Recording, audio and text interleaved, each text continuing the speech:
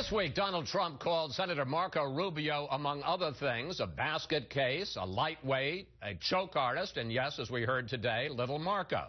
And he was just returning fire after Rubio launched a barrage of attacks against him.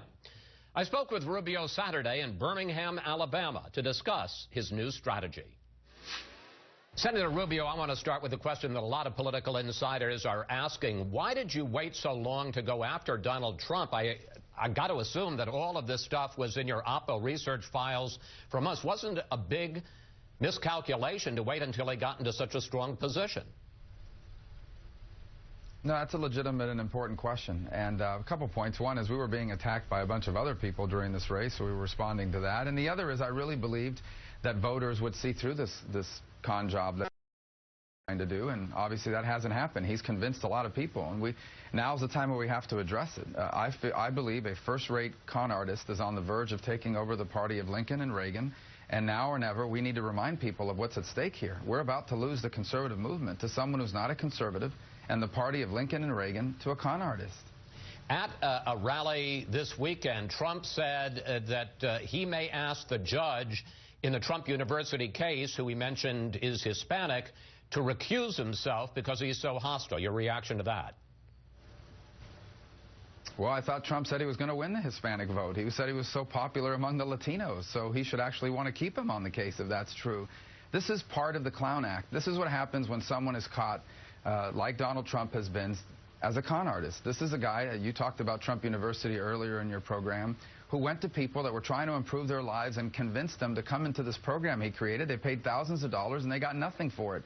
Now he's trying to pull the ultimate con job, and that is to get a hold of the United States of America. And so he's gone to all these struggling Americans who are really hurting economically, and he's preying upon those fears and those anxieties they have to get them to give him his vote, and he's been successful. This has to end. We cannot allow this guy to become the Republican nominee. The Democrats will tear him to shreds, and we're going to lose the party and the conservative movement, but more importantly, the election.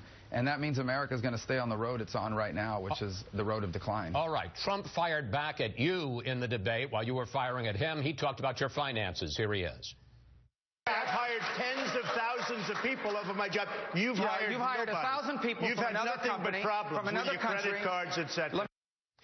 The facts are you used a Republican Party credit card to charge personal expenses. You face foreclosure on a second home that you bought, and last year you cashed out a $68,000 retirement fund. Senator, if Trump's history is fair game, isn't yours? Yeah, and mine has been examined. This thing about the Republican Party is false. I've paid American Express directly for all of that. But this is what's true. I did not inherit millions of dollars from my father. I've earned everything I've had in life. I've had to work hard for it. I'm not a rich person. I'm not poor, but I'm not rich. And that's fine. This is a great country because I live a life much better than my parents did. Donald, on the other hand, has lived a pampered life. He inherited millions of dollars from his father. There's nothing wrong with that. But he portrays himself as this great businessman. If he had taken that money that he inherited and put it into an index fund on the stock market, he'd have more money than Warren Buffett does right now. But he instead did all these risky ventures, and he's lost a bunch of money. And every time he lost money, subcontractors and the little guy got hit hard by it. Donald Trump has a history of business failures, 4 companies into bankruptcy, which he denied to you, Chris, at the first debate, if you recall.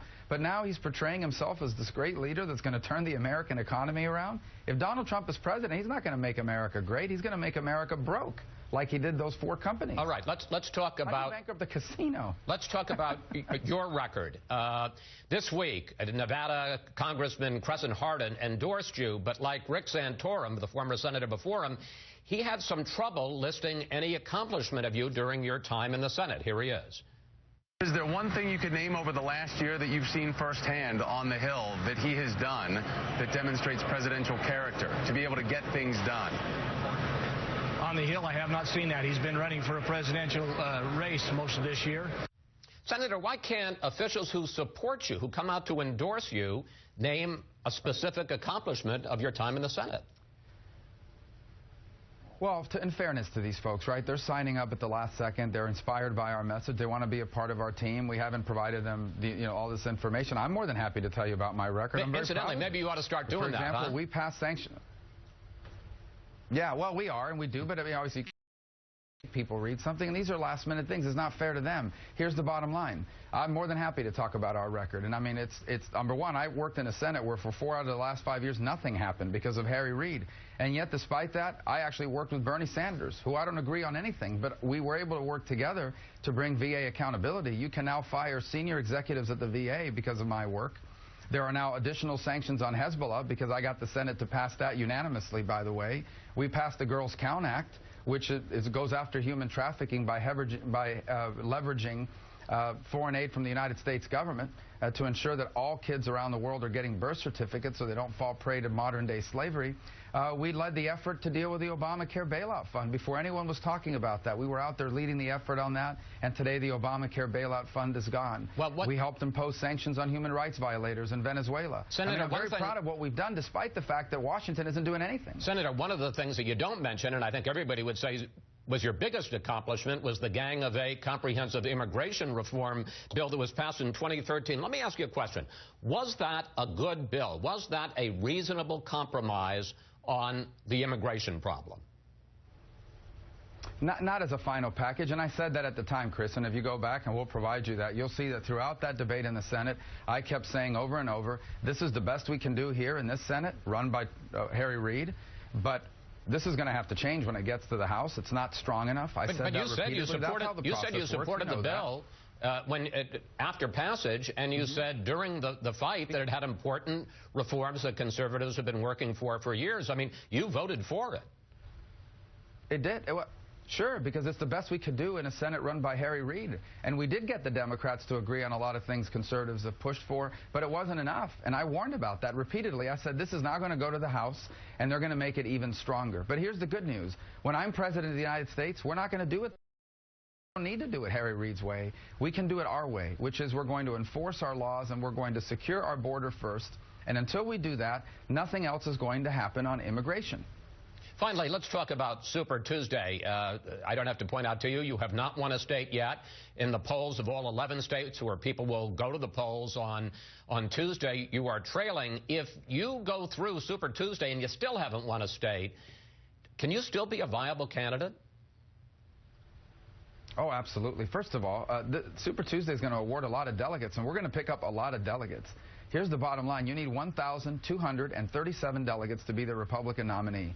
Donald Trump will never have that number of delegates. I don't care how long I have to work. I'll go to all 50 states and every territory. He will never get those delegates. I am going to get those delegates, and I will be the Republican nominee. We're going to pick up a lot of delegates this week. You could still be 0 for 15 because we're going to pick up a lot of delegates. Sure. And that's not the plan, by the way, but sure. I mean, absolutely we can, because we're going to pick up a lot of delegates, and we're going to pick up a lot of delegates next week. And then come March 15th, I expect this race will be significantly narrowed. More Americans will now know the truth about Donald Trump after we've spent 2 weeks banging away on it, and people will see what they're about to fall con to. And then we are going to start winning states when the states start awarding all of their delegates, and that includes Florida. We feel very optimistic about that, now more than ever, especially. Senator Rubio, thank you. Thanks for taking the time to talk with us. Safe travels on the campaign trail, sir. Thank you.